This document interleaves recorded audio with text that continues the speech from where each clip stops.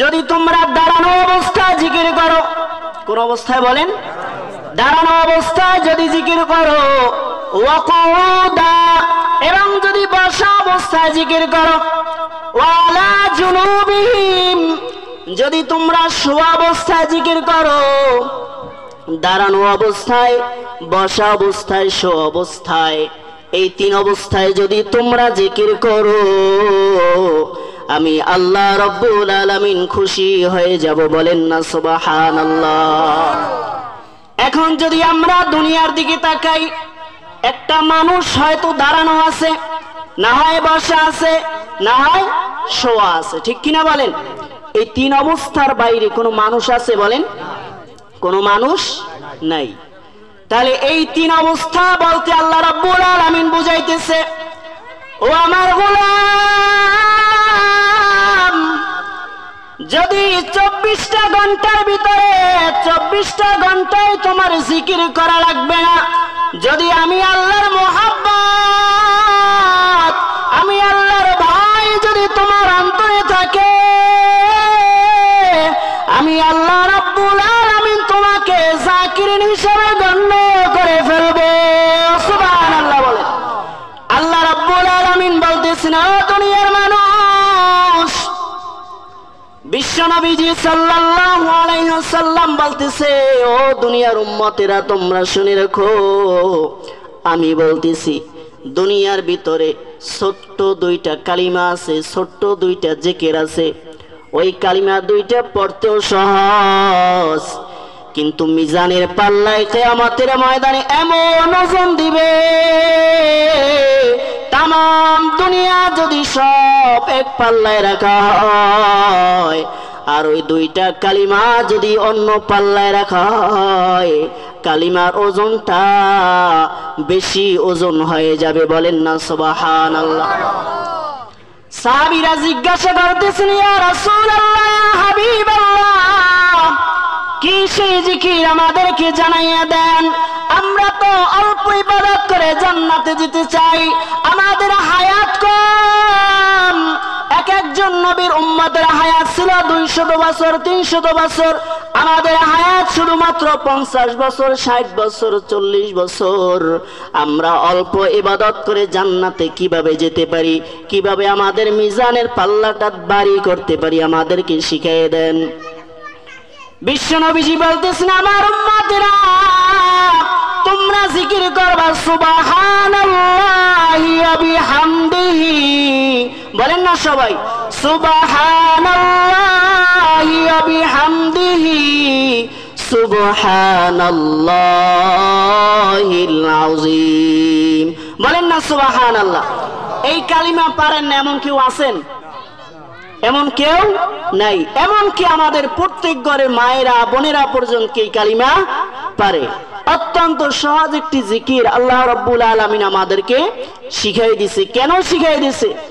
আল্লাহ বলতেছেন, ও দুনিয়ার মানুষ, এই ছোট্ট কালিমা যদি পড়ো, তোমাদের নেকির পাল্লা ভারী হয়ে যাবে, আর কিয়ামতের ময়দানে সমস্ত গুনাহ যদি এক পাল্লায় থাকে, এই কালিমা যদি তোমার জিন্দেগিতে একবার আমি আল্লাহর উপরে ঈমান নিয়ে পড়তে পারো, কিয়ামতের ময়দানে তোমাদের ওই কালিমার পাল্লা ভারী করে দেব। বলেন না সুবহানাল্লাহ। ও আমার বাবাজিরা, ও আমার ভাইরা, আব্দুল্লাহ ইবনে মুবারক রাহমাতুল্লাহি আলাইহি জামানার বড় একজন শাইখুল হাদিস, বড় একজন আল্লাহর ওলি। তিনি যখন মারা গেলেন, তার খাদেম স্বপ্ন যুগে দেখতেছে আব্দুল্লাহ বিন মুবারক জান্নাতের ভিতরে ঘোরাঘুরি করতেছে। বলেন না সুবহানাল্লাহ। আরো যারা বলেন না সুবহানাল্লাহ। খাদেম বলতেছেন, ওগো হুজুর, দুনিয়ার ভিতরে আপনি যেমন ইবাদত করেছেন, তেমন বড় একটা জান্নাত আপনি আল্লাহকে দিয়েছে। সুবহানাল্লাহ বলেন। আব্দুল্লাহ বিন মুবারক বলেন, আরে খাদেম, না না, আমাকে আল্লাহ বড় জান্নাত দেয় না, আমার চাইতেও বড় জান্নাত দিছে আমার ঘরের পাশের কামারে রে। সুবহানাল্লাহ বলেন। কারে বড় জান্নাত দিছে? কামার। এবার খাদেমের ঘুম ভেঙে যায়। খাদেম দৌড় দিয়ে চলে যায় কামারের বাড়িতে, গিয়ে ডাক দিয়ে বলে, ও কামারের বিবি, তোমার স্বামী কি এমন আমল করেছে? জামানার বড় একজন আলেম আব্দুল্লাহ বিন মুবারক, তার চাইতেও বড় জান্নাত কিভাবে পাইলো আমাকে একটু বুঝিয়ে দাও। তোমার স্বামী কি এমন আমল করেছে? কোন আমলটা করেছে আমাদেরকে বলিয়ে দাও, আমরাও সেই আমল করে জান্নাত পেতে চাই। কামারের বিবি ডাক দিয়ে বলতেছে, না না না না, আমার স্বামী বড় কোনো ইবাদত করে নাই, বড় কোনো তাহাজ্জুদ গুজারি ছিলেন না, বড় নামাজিও ছিলেন না, তবে আমার স্বামী একটা আমল বেশি পরিমাণে করতো। খাদেম ডাক দিয়ে বলতেছেন, কি এমন আমল যার কারণে জমানার সবচাইতে বড় আলেমের চাইতে বড় জান্নাত পাইছে? বলেন না সুবহানাল্লাহ। কামারের স্ত্রী ডাক দিয়ে বলতেছেন, আমার স্বামী দিনের বেলায় কাজ করতে পারতো না, একদিকে আগুনের গরম আর একদিকে সূর্যের গরম, যার কারণে দিনে কাজ করতে পারতো না। রাত্রি বেলায় যখন কাজ করতো, কাজের ফাঁকে ফাঁকে দেখতাম কেমন জানি কান্নাকাটি করতেছে। আর ওই যে আব্দুল্লাহ বিন মুবারক, জমানার বড় আল্লাহর ওলি, তিনি বাড়ির উপরে ছাদের উপরে বসে তাহাজ্জুদের নামাজ আদায় করতেছে, নফল নামাজ আদায় করতেছে।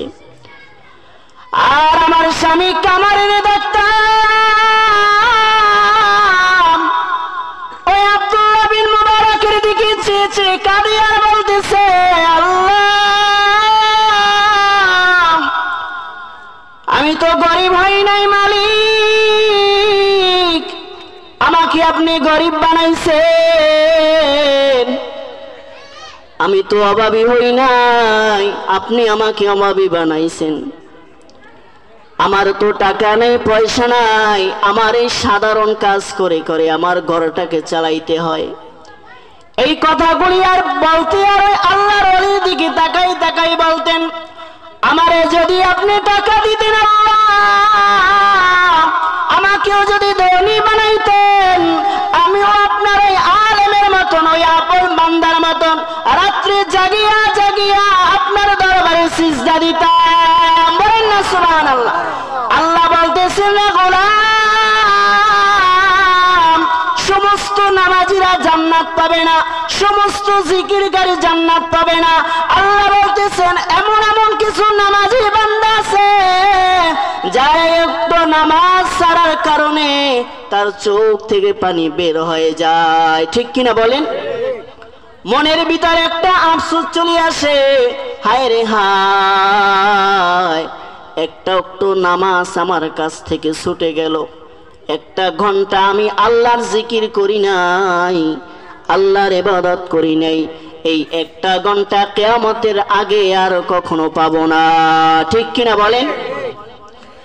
কামারের বিবি ডাক দিয়ে বলতেছেন, কামার এই কথাগুলি বলতে আর কান্ত, আরেকটা জিনিস আল্লাহর কাছে বলতো, আল্লাহ,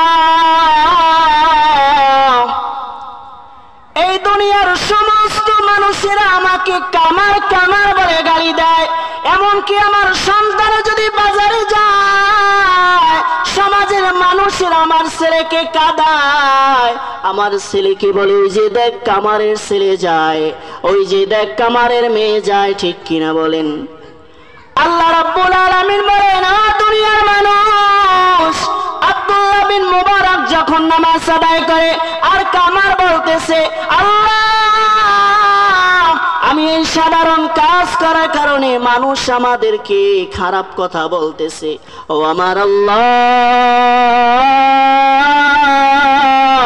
আপনার কাছে একটা আবদার জানাই মালিক, কিয়ামতের ময়দানে আপনি আমাকে, কিয়ামতের ময়দানে মানুষের সামনে আমাকে কামার বলে ডাক দিবেন না।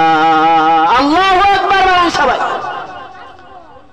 ওই কামার যখন হাতুড়ি উঠায় বলে লা ইলাহা, আবার যখন তাক দেয় বলে ইল্লাল্লাহ, সারা রাত ওরকম করে জিকির করে, আর আব্দুল্লাহ বিন মুবারকের দিকে চেয়ে চেয়ে আফসোস করে। আল্লাহ বলেন ও তো নামাজ পড়তে পারে না, তো জিকির করে আর মনের ভিতরে যে আফসোস করে, ওই আফসোস ওই আব্দুল্লাহ বিন মুবারকের নামাজের চাইতে আমার কাছে দামি হয়ে গেছে। সুবহানাল্লাহ বলেন। এই জন্য আল্লাহ রাব্বুল আলামিন বলেন, ও দুনিয়ার মানুষ, যেই বান্দাটা আমি আল্লাহর কাছে জিকির করবে, ওই বান্দাটা আমার কাছে কেমন প্রিয় হয়ে যায়। পয়গম্বর ইব্রাহিম আলাইহিস সালাতু ওয়াস সালাম তার নামটা ধরে আসমানের ভিতরে ফেরেশতাদের সামনে আল্লাহ রাব্বুল আলামিন সারা দিন জিকির করতেছে। ইব্রাহিম খলিলুল্লাহ, ইব্রাহিম খলিলুল্লাহ, সারা দিন সারা রাত জিকির করতেছে। ফেরেশতারা বলতেছে, ও আমার আল্লাহ, দুনিয়াতে কি আর কোনো বান্দা নাই? সারাদিন আপনি শুধু ইব্রাহিম খলিলুল্লাহ, ইব্রাহিম খলিলুল্লাহ জিকির করেন। আল্লাহ রাব্বুল আলামিন বলতেছেন, হ্যাঁ বান্দা বান্দি অভাব নাই, কিন্তু আমার ইব্রাহিমের মতো জিক্রুল্লাহ জাকিরিন আর কোনো বান্দা নাই। বলেন না সুবহানাল্লাহ। এবার একজন ফেরেশতা চলে আসছে। ফেরেশতা রাস্তার কিনারে বসে বলতেছে, সুবহানাল্লাহি ওয়া বিহামদিহি সুবহানাল্লাহিল আযীম। ইব্রাহিম পয়গম্বর কানের ভিতরে আওয়াজ শোনা মাত্রই বলতেছে, কে আমার আল্লাহরে ডাক দিছে? বলেন না সুবহানাল্লাহ। ইব্রাহিম পয়গম্বর পাগলের মতো হয়ে গেছে, কে আমার আল্লাহকে ডাক দিছে?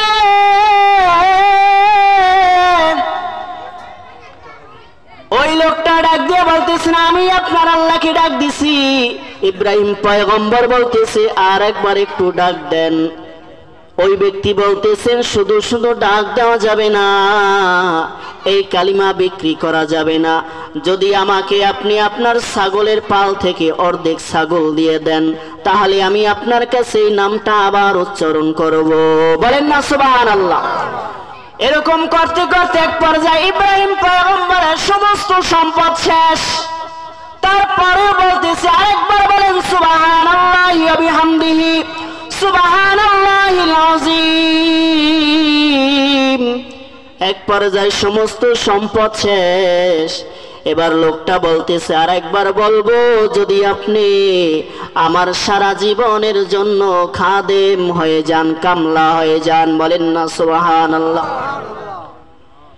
ইব্রাহিম পয়গম্বর এমন একজন পয়গম্বর যাকে আল্লাহ রাব্বুল আলামিন উপাধি দিয়েছে খলিলুল্লাহ।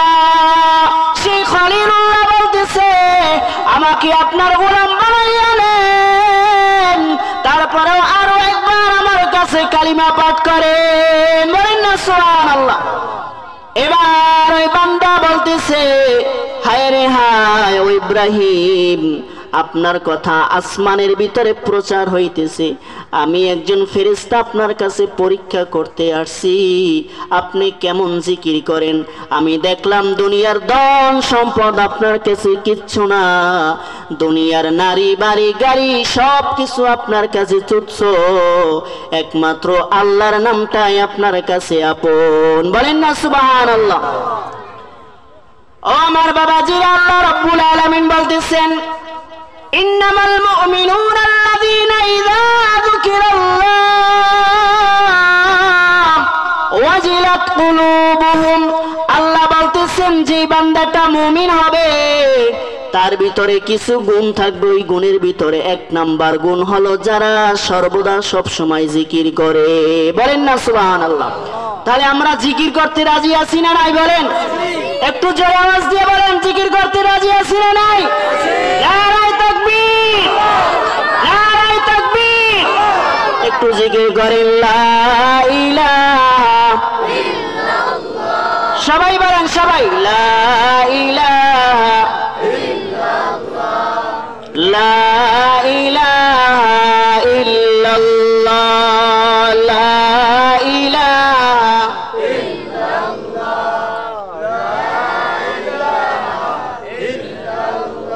বহু দূরে মাদিনা কেমনে যাব জানি না, বহু দূরে মদিনা কেমনে যাব জানি না। দয়া করো দয়াল আল্লাহ, দয়া করো দয়াল আল্লাহ, নসিব করো মদিনা।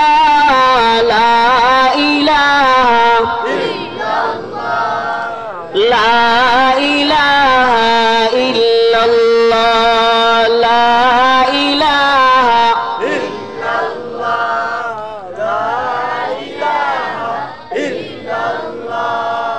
ও আমার বাবাজি, আল্লাহ রাব্বুল আলামিনের কাছে এবার যদি আমরা বলি, ও আমার আল্লাহ, আমরা তো আপনার জিকির করব, তবে আল্লাহ রাব্বুল আলামিন বলতেছেন, ও দুনিয়ার মানুষ, তোমরা দুইটা কারণে দুনিয়ার ভিতরে বসে জিকির করতে পারবো না। কয়টা কারণ বলেন? শুনবেন সবাই, কয়টা কারণ? আমরা সবাই আল্লাহর জিকির করতে চাই, কিন্তু দুইটা কারণ আমাদেরকে জিকির করতে দেয় না, ঠিক কিনা বলেন? আল্লাহ বলতেছেন, ইয়া আইয়ুহাল্লাযীনা আমানু লা তুলহিকুম আমওয়ালুকুম ওয়ালা আওলাদুকুম আন যিকিরিল্লাহ। আল্লাহু আকবার বলেন সবাই। আল্লাহ রাব্বুল আলামিন বলতেছেন, ও দুনিয়ার মানুষ, তুমি জিকির করতে চাও, কিন্তু তোমাকে দুইটা জিনিস জিকির করতে দেয় না। আমরা যদি আল্লাহর কাছে জিজ্ঞাসা করি, আল্লাহ কোন জিনিসটা আমাদেরকে জিকির করতে দেয় না? আল্লাহ বলতেছে আমওয়ালুকুম, আল্লাহ বলতেছেন তোমাদের ধন সম্পদ তোমাদের জিকির করতে দেয় না, ঠিক কিনা বলেন? যখনই আমি আল্লাহর কথা স্মরণ করতে চাই, যখনই আমি আল্লাহর পথের দিকে যাইতে চাই, দুনিয়ার নানা রকমের সমস্যা আমার ভিতরে চলে আসে, ঠিক কিনা বলেন? যখনই আমি জিকির শুরু করি, আমার ব্যবসার হিসাব নিকাশ আমার কাছে চলে আসে, ঠিক কিনা বলেন? আল্লাহ বলতেছেন, দুনিয়ার ধন সম্পদ একজন মানুষকে জিকির করতে দেয় না। দুই নম্বরে যেটা আল্লাহ রাব্বুল আলামিন বলতেছেন, ওয়ালা আওলাদুকুম, আল্লাহ বলতেছেন দুনিয়ার সন্তান সন্ততি অর্থাৎ ছেলে মেয়ে আল্লাহর জিকির করতে দেয় না, ঠিক কিনা বলেন? কেমনে জিকির করতে দেয় না? বাধা দেয়, বাধা দেয়, হাত দিয়ে বাধা দেয়, বাধা দেয় না। কিন্তু কি করে শুনেন? শুধুমাত্র একটা সন্তানের পেটের জন্য, আমার বিবির জন্য, আমার মেয়ের জন্য আমি জিকির করতে পারি না। সেই ফজরের সময় উঠে আল্লাহর জমিনে নেমে যায়, আমার বাচ্চাটা কি খাইবে, কিভাবে তাকে ভালোভাবে পড়াশোনা করানো যায়, ঠিক কিনা বলেন? এমন কাজ শুরু করে দিয়েছি, কাজ করতে করতে জোহরের নামাজ নাই, আল্লাহর জিকির করতে দেয় না। কাজ করতে করতে আসরের নামাজ নাই, কাজ করতে করতে মাগরিব চলে যায়, আমার খবর নাই। টাকা নিয়ে যখন বাড়িতে যাই, সন্তান হাত পাতে, বাবা টাকা দাও, ঠিক কিনা বলেন?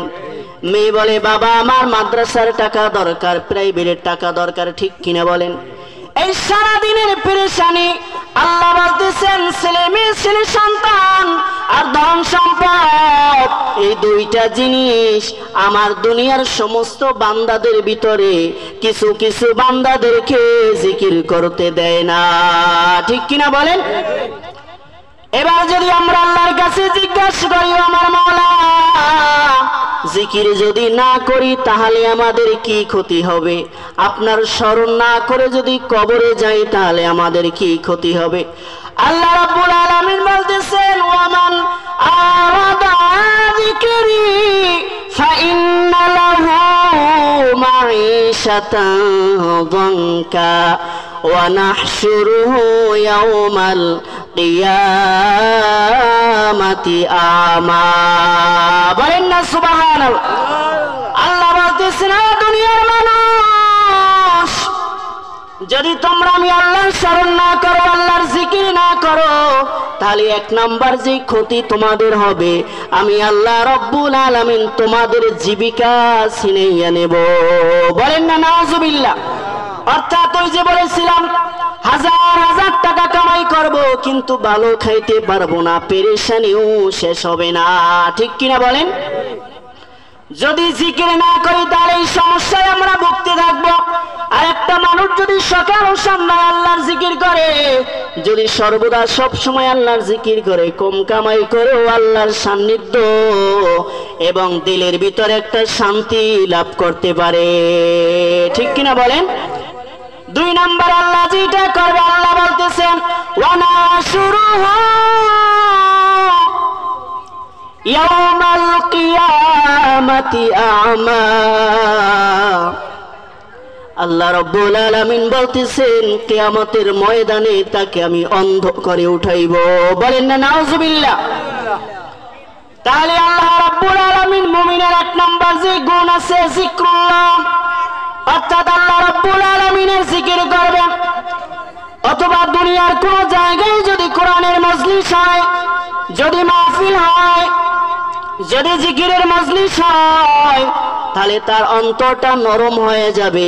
দুনিয়ার সমস্ত ঝড় ঝামেলা সব ফালাই দিয়া মাহফিলের ময়দানে আইসা আল্লাহর তেলাওয়াত, আল্লাহর জিকির শোনার জন্য বসে যাবে। সুবহানাল্লাহ বলেন। এরপরে আল্লাহ রাব্বুল আলামিন বলতেছেন ওয়াইযা তুলিয়াত আলাইহিম আয়াতুহু যাদাতুহুম ঈমানা। আল্লাহু আকবার বলেন। আল্লাহ বলতেছেন যে বান্দাগুলি মুমিন হবে, ওই বান্দাগুলির সামনে যখন কোরআন তেলাওয়াত করা হবে, যখন আমি আল্লাহর স্মরণ হবে, আল্লাহর তেলাওয়াত যখন শুনবে, কালামুল্লাহর তেলাওয়াত, তখন ওই দুনিয়ার বান্দা বান্দি গুনার ঈমান আস্তে আস্তে বৃদ্ধি হতে থাকবে। বলেন না সুবহানাল্লাহ। কিভাবে বৃদ্ধি হবে? তার মনের ভিতর থাকবে এরপর কি বলে, এরপর কি বলে, কোরআন হাদিসের কথা, ঠিক কিনা বলেন? আর যারা দুনিয়ার জন্য আসে তারা কি বলে? তারা বলে এখনো শেষ করে না কেন, এখনো শেষ করে না কেন, ঠিক কিনা বলেন? মনের ভিতরে অস্থিরতা, ঠিক কিনা বলেন? আর আমরা যারা কোরআন প্রেমিক আছি, আল্লাহ প্রেমিক আছি, আমরা যদি সারা রাতও যদি আল্লাহর বয়ান করা হয়, আমরা শুনবো কিনা বলেন না? একটু সবাই বলেন নারায়ে তাকবীর। আবার বলেন নারায়ে তাকবীর। শুনবো কিনা বলেন? এই জন্য আল্লাহ রাব্বুল আলামিন বলতেছেন ওয়াইযা তুলিয়াত আলাইহিম আয়াতুহু যাদাতুহুম ঈমানা। আমরা যদি গভীর মনোযোগ দেই, এই কোরআন তিলাওয়াত শুনলে যে ঈমান বৃদ্ধি হয়, এই যদি আমরা উদাহরণ যদি টানতে চাই, বিশ্বনবীজি সাল্লাল্লাহু আলাইহি ওয়াসাল্লাম যখন মক্কার বুকে যখন কোরআনের দাওয়াত দিতেছে, আল্লাহ রাব্বুল আলামিন বলতেছেন ও আমার পয়গম্বর, আপনি দুনিয়ার ভিতরে এখন কোরআন তেলাওয়াত করেন। এই কোরআন তেলাওয়াত শুনে শুনে মানুষ মুসলমান হয়ে যাবে। সুবহানাল্লাহ বলেন সবাই। আমরা তো এখন মুসলমান, কালিমাওয়ালা মুসলমান, আমার বাবা মুসলমান, দাদা মুসলমান, পর্দাদা মুসলমান। আমাদের কোরআন শুনতে ভালো লাগে না, ঠিক কিনা বলেন? কোরআন শুনতে ভালো লাগে? আমাদের ভালো লাগে, কিন্তু কিছু কিছু মানুষ আছে তাদের অন্তরে কোরআন তেলাওয়াত ভালো লাগে না। কিছু যুব সমাজ আছে তাদের কাছে কোরআনের তেলাওয়াত ভালো লাগে, বলেন? তাদের কাছে গান বাজনা ভালো লাগে। আর এই যে আমাদের এত সুন্দর একটা আয়োজন প্রায় 7-8 বছর পর্যন্ত চলতেছে, আপনাদের কাছে ভালো লাগে না খারাপ লাগে বলেন? আমরা কোরআনের কিছু কথাও শুনতে পারি, জান্নাতের ভিতরেও আমরা চলে আসছি। এর একটা মাহফিল, একটা 1 বছরের মাহফিল যদি কোনো একটা কথা যদি আল্লাহর কাছে পছন্দ হয়ে যায়, একজনকে যদি কিয়ামতের ময়দানে আল্লাহ রাব্বুল আলামিন টান দেয় যে নামদুহার হাজীবাড়ির একটা মানুষ আমি আজকে জান্নাতে নেব, ওই মাহফিল থেকে একটা মানুষ আমি জান্নাতে নেব, ওই একজন মানুষ আমাদের সবাইকে নিয়ে জান্নাতে যাবে। বলেন না সুবহানাল্লাহ। বলবে আল্লাহ, ওই মাহফিলটার পিছনে আমি টাকা দিতে পারি না, শ্রম দিছি। আবার বলবে মালিক, আমি টাকা দিতে পারি নাই, কিন্তু কিছু কথা দিয়ে সাহায্য করেছি। আমি সমাজের ভিতরে একজন ভালো একজন মানুষ, আমার কথা সমাজের যুব সমাজ শুনে আমি কিছু কথা দিয়ে ওই বান্দাগুলিদেরকে সাহায্য করেছি মাহফিলের কাজে, কোরআনের কাজে। আজকে যদি আমি জাহান্নামে হয়ে যাই, ও মালিক, তাহলে ওই একটা বান্দাকেও আপনি জান্নাতে নিতে পারবেন না। আল্লাহ রাব্বুল আলামিন বলবেন, ও আমার আদরের গোলাম, আয় আয়। যারা দুনিয়ার ভিতরে যেই সময়টা যুব সমাজ গান বাজনার পিছনে দৌড়ায়, যেই সমাজটা যুব সমাজটা মাহফিলের ভিতরে দৌড়ে আসছে, তাড়াতাড়ি আয় আয় আয় আয়, তোরা সবাই মিলে জান্নাতে চলে যা। সুবহানাল্লাহ বলে। যেই কথা বলেছিলাম বিশ্ব নবীজিকে আল্লাহ যখন বললেন, আমার পয়গম্বর, আপনি এখন দুনিয়ার ভিতরে যাওয়ার পরে আপনি কোরআনের তেলাওয়াত শুনবেন। বিশ্ব নবীজি যখন কোরআন তেলাওয়াত করতেছে, সমাজের সমস্ত মানুষের আবু জাহেল উতবা সাহেবা বলতেছে, না না না, এই কোরআন তেলাওয়াত আর করতে দেওয়া যাবে না। কারণ এই কোরআন তেলাওয়াত যখন শোনে, বড় বড় কাফের পর্যন্ত মুসলমান হয়ে যায়। সুবহানাল্লাহ বলেন। টাটকা কাফের সে মুসলমান হয়ে যায়। এমনকি যে বান্দাগুলি কোরআনের ভুল করতে যায়, কোরআন তেলাওয়াত শুনলে যে ঈমান বৃদ্ধি পায়, আল্লাহ বলতেছেন, ও দুনিয়ার মানুষ, ইতিহাসের দিক তাকাইয়া দেখ। বিশ্ব নবীজি যখন কোরআন তেলাওয়াত করতেছে, আবু জাহেল মক্কার বিখ্যাত কবি লাবিদ বিন রাবিয়াকে ডাক দিয়ে বলতেছেন, এ লাবিদ, মুহাম্মদ তেলাওয়াত করে আর ওর দলের সব কাফেরগুলো ইসলাম ধর্ম গ্রহণ করে ফেলে। ও লাবিদ, আয় আয়, আমরাও একটা কোরআন বানাইবো। বলেন না নাউজুবিল্লাহ। জোরে বলেন নাউজুবিল্লাহ। লাবিদ এবার কি করতেছে? লাবিদ বলতেছে, আবু জাহেল, উতবা সাহেবা, আমি মক্কার প্রধান কবি, আমি একটা কোরআন বানিয়ে দেব, ঠিক আছে, তবে আমার একটা স্যাম্পলের দরকার আছে। কিভাবে বানাবো, কি কি থাকবে কোরআনের ভিতর দরকার আছে না নাই বলেন। এবার আবু জাহেল বলতেছে, আমার কাছে তো স্যাম্পল নাই, কিভাবে দিব? আবু জাহেল বলতেছে, যাও যাও, মুহাম্মাদের কাছে যাও, আমরা সবাই মিলে যাই। সবাই মিলে গিয়ে মুহাম্মাদের কাছ থেকে একটু কোরআন তেলাওয়াত শুনে ঠিক ওইভাবে আমরা একটা কোরআন নাজিল করব। বলেন না নাউজুবিল্লাহ। এরপর আমরা ওই কোরআন এই সমাজের ভিতরে চালু করে দিব, আর মুহাম্মাদের দলের ভিতরে মানুষ যাইবে না। বলেন নাউজুবিল্লাহ। এবার মক্কার বিখ্যাত কবি লাবিদ বিন রাবিয়া আবু জাহেল উতবা সাহেব যখন মুহাম্মদ সাল্লাল্লাহু আলাইহি সাল্লামের কাছে গেলেন, গিয়া বলতেছেন, ও মুহাম্মদ, আপনি একটু কালামুল্লাহ শরীফ তেলাওয়াত করেন, যা শুনে আমরা একটা কোরআন রচিত করব। এবার আপনার আমার পয়গম্বর বড় কোন সূরা ধরেন নাই, সূরা বাকারা ধরেন নাই, আলে ইমরান ধরেন নাই। বিশ্বনবীজি সাল্লাল্লাহু আলাইহি সাল্লাম ছোট্ট একটা সূরা তেলাওয়াত করলেন। বিশ্বনবীজি বলতেছেন, ইন্না আতাইনাকাল কাউসার ফাসাল্লি লিরাব্বিকা ওয়ানহার ইন্না শানিআকা হুয়াল আবতার। বলেন না সুবহানাল্লাহ। এবার বিশ্বনবীজি যখন এই সূরা কাউসার তেলাওয়াত করতেছে, আবু জাহেল উতবা সাহেব দেখতেছে, যে কবিকে নিয়ে আসছি কোরআন রচনা করার জন্য, যে কবি কোরআন তৈরি করবে, সেই কবি দেখতেছে মুহাম্মাদের তেলাওয়াত শুনতেছে আর চোখ দিয়ে পানি ঝরাইতেছে। সুবহানাল্লাহ বলে। আল্লাহ বলতেছে, ওয়াইদা তুলিয়াত আলাইহিম আয়াতুহু যাদাতুহুম ঈমানা। আল্লাহ বলতেছেন, কোরআন তেলাওয়াত যে শুনবে তার ঈমান আমি বৃদ্ধি করে দিব। বলেন না সুবহানাল্লাহ।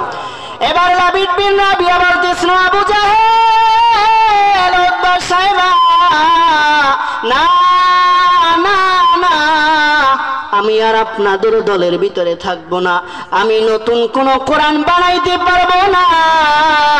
ও আবু জাহেল, উতবা, সাইবা, তোমরা শুনে রাখো, লাইসা হাযা কালামুল বাশার, অর্থাৎ মুহাম্মদ যে কোরআন তিলাওয়াত করে রে, ওইটা দুনিয়ার কোনো তিলাওয়াত নয়, দুনিয়ার কোনো বাণী নয়, ওইটা একমাত্র মহান আল্লাহ রাব্বুল আলামিনের কোরআন। বলেন না সুবহানাল্লাহ। এবার যখন লাবিদ বিন রাবিয়া কালিমা পড়ে মুসলমান হয়ে গেল, আবু জাহেল, উতবা, সাইবা চলে গেলেন। এবার আবু জাহেল বলতেছে, ও আমার মক্কার কাফেররা, না না, মুহাম্মদকে ফিরাইতে পারলাম না, এবার তোমরা কি করবা? এবার তোমরা করবা, লা তাসমাউ লিহাযাল কুরআনি ওয়ালগাউ ফীহি লাআল্লাকুম তাগলিবুন। বলেন না আল্লাহু আকবার। এবার আবু জাহেল বলতেছে, আমার কাফিররা, ওই মুহাম্মদকে যেখানে দেখবা কোরআন তিলাওয়াত করতেছে, ওই কোরআন তিলাওয়াতের ভিতরে গন্ডগোল সৃষ্টি করে দেবা, ওই কোরআন তিলাওয়াতের ভিতরে আঘাত করবা। কোরআন তিলাওয়াত যখন করবে তখন তোমরা কানের ভিতরে আঙ্গুল দিয়ে রাখবা। বলেন না নাউজুবিল্লাহ। কিন্তু কোরআন কি থামিয়ে রাখা যাবে? বলেন। আল্লাহ বলছে, কোরআন যতই তিলাওয়াত করবে মানুষ ততই মুসলমান হবে, মানুষের ঈমান ততই বৃদ্ধি পাবে। বলেন না সুবহানাল্লাহ। এবার বিশ্ব নবীজি সাল্লাল্লাহু আলাইহি সাল্লাম কোরআন তিলাওয়াত করতেছে, আর মক্কার বড় বড় কাফের পর্যন্ত কালিমার ছায়া তলে মুসলমান হয়ে যাইতেছে। সুবহানাল্লাহ। এমনকি মক্কার জমিনের বিখ্যাত একজন কাফের নাম তার হযরত ওমর, নাম শুনছেন? এমন কোন মানুষ নাই যে এই ব্যক্তির, এই সাহাবীর নাম শুনছে, ঠিক কিনা বলেন? কেমন সেই ওমর, নবীজি যখন কোরআনের দাওয়াত দিতেছে, কোরআন তেলাওয়াত করতেছে, ওমর নিজে কোরআনের বাধা দিত কিনা বলেন? ঠিক কিনা বলেন? কোরআনের বাধা দিত কিনা? এক পর্যায়ে সেই মক্কার বিখ্যাত ওমর, বিখ্যাত একজন কাফের আছে ইসলামের পূর্বে, একদিন মসজিদের নববীর পাশে বসে একটু নিদ্রা যাইতেছে, আর শুনতেছে মুহাম্মদ সাল্লাল্লাহু আলাইহি সাল্লাম তিলাওয়াত করতেছে নামাজের ভিতরে, ইন্নাহু লাকাউলু রাসূলিন কারীম। বলেন না সুবহানাল্লাহ। কোরআন কিভাবে মানুষের ঈমানকে বৃদ্ধি করে, মানুষের ঈমানকে কিভাবে জাগায়, একটু শুনেন। ওমর মনে মনে ভাবতেছে, মুহাম্মদ যে কোরআন তিলাওয়াত করে তা কিভাবে আল্লাহকে দাঁড়ায়, কিভাবে আল্লাহর বাণী হয়। এমন সময় হযরত মুহাম্মদ রাসূলুল্লাহ বলতেছেন, ইন্নাহু লাকাউলু রাসূলিন কারীম। বলেন না সুবহানাল্লাহ। ওমর মনে মনে ভাবতেছে, কেমন মিলাইয়া মিলাইয়া মুহাম্মদ কোরআন তিলাওয়াত করে। মক্কার বিখ্যাত কবিকে আনলাম কোরআন বানানোর জন্য, তিনিও পারলেন না, কিন্তু মুহাম্মদ কিভাবে এত সুন্দর সুন্দর কবিতার মতন মিলাইয়া মিলাইয়া কোরআন তেলাওয়াত করে, এই মুহাম্মদ হয়তো মক্কার বিখ্যাত কবি। বলেন না নাউজুবিল্লাহ। এই কথা যখন মুহাম্মদ কানের ভিতরে শুনতে পাইল, হযরত ওমর যখন মসজিদের পাশে বসে বলতেছে, আর হযরত মুহাম্মদুর রাসূলুল্লাহ সাল্লাল্লাহু আলাইহি সাল্লাম তখন তেলাওয়াত করতেছে, ওয়ালা বিকাউলি শাইর কলিলাম মা তুমিনুন। বলেন না সুবহানাল্লাহ। ওমর ভাবতেছে, এই কোরআন হয়তো একজন কবি নাযিল করেছে, আর মুহাম্মদ মসজিদের ভিতরে বসে তেলাওয়াত করতেছে, কলিলাম মা তুমিনুন, ওয়ালা বিকাউলি শাইর কলিলাম মা তুমিনুন।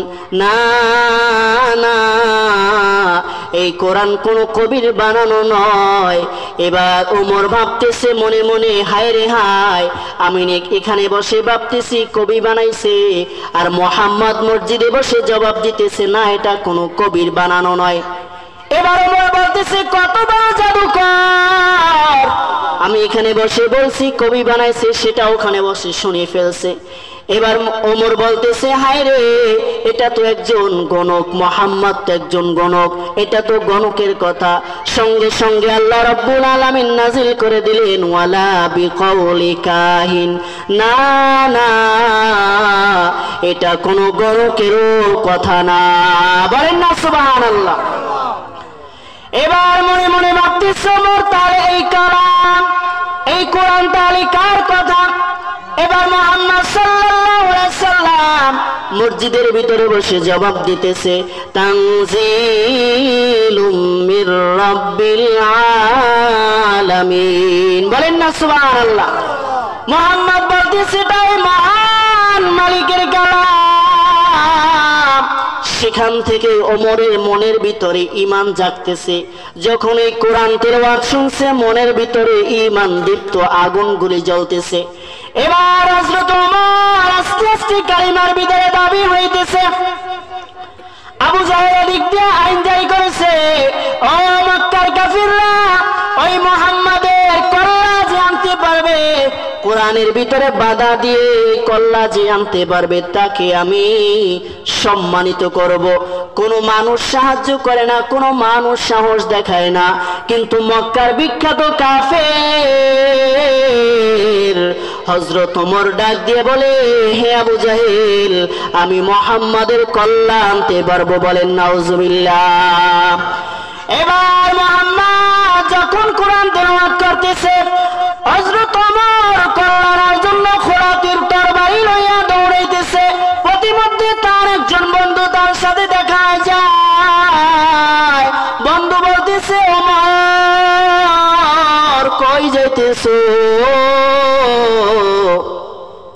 বলে, আমি মুহাম্মাদের কল্লা আনতে যাইতেছি, মুহাম্মাদকে আর জমিনে রাখা যাবে না। বলে, কি তার অপরাধ? বলে, তিনি কোরআন তেলাওয়াত করে, এই জন্য তাকে জবাই করব।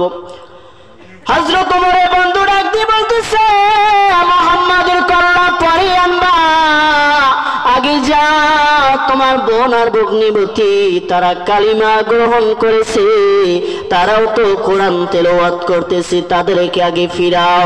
হযরত ওমর মুহাম্মাদের দরবারে না গিয়া হযরতে তার ফাতেমার কাছে চলে যায়। ফাতেমার কাছে গিয়ে বলে, হে আমার বোন, কি পড়তেছো, কি পড়তেছো? বলে, আমরা আল্লাহর কালামুল্লাহ তেলাওয়াত করতেছি। হযরত ওমর বেঈমান থাকার কারণে তাদেরকে মারধর করলেন। এবার একবার যা বলতেছে, এ বোন আমার, তোদেরকে তো আমি মারছি, তাহলে বল তোরা তখন পর্যন্ত কি তেলাওয়াত করতেছ?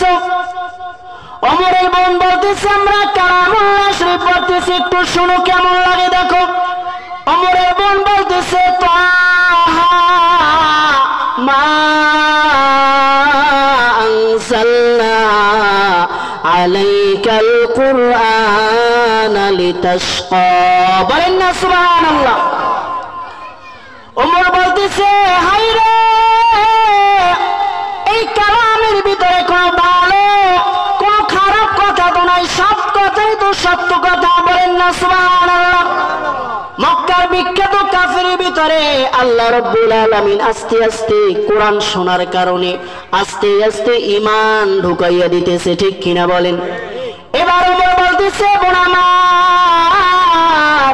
আমার কাছে একটু কালামুল্লাহটা দে, আমি একটু তেলাওয়াত করি।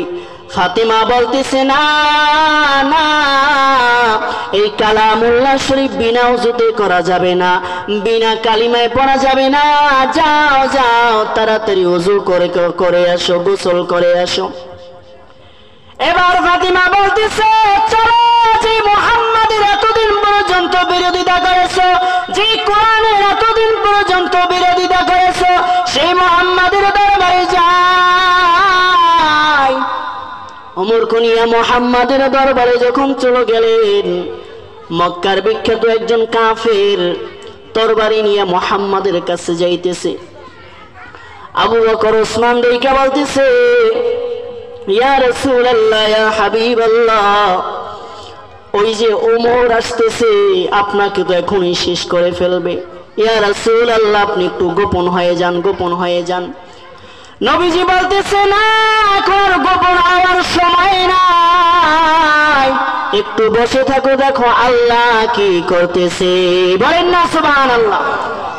এবার হযরত ওমর নবীজির কাছে গিয়ে বলতেছেন, ইয়া রাসূলুল্লাহ, ইয়া হাবিবাল্লাহ, আমি জীবনে অনেক বড় অন্যায় করতে চাইছিলাম, আমি আপনার কাছে কল্যাণ চেয়েছিলাম খোলা তরবারি নিয়ে, এখন আমার খোলা তরবারি আপনার পায়ের কাছে রাইখা দিলাম, আর আমার কল্লাটাকে আপনার কদমে লুটাইয়া দিলাম। এখন আমি আপনার খাদেম, আপনার কালিমাওয়ালা উম্মত হয়ে গেলাম। বলেন না সুবহানাল্লাহ। নারায়ে তাকবীর। আরো জোরে বলেন নারায়ে তাকবীর। তাহলে কোরআন শুনলে মক্কার বিখ্যাত একজন কাফের হযরত ওমরের যদি ঈমান আনতে পারে, আমরা কালিমাওয়ালা মুসলমান, আমাদের ঈমান বৃদ্ধি হবে কিনা বলেন? হবে কিনা জোরে বলেন?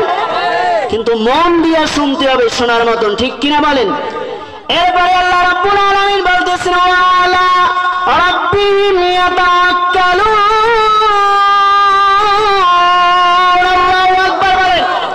আল্লাহ বলতেছেন, ওই বান্দাটাই হলো মুমিন, যেই বান্দাটা আমি আল্লাহর উপর ভরসা করবে, আমি আল্লাহর উপরে যেই বান্দাটা সর্বদা সব সময় আল্লাহর কাছে তাওয়াক্কুল করবে। বলেন না সুবহানাল্লাহ।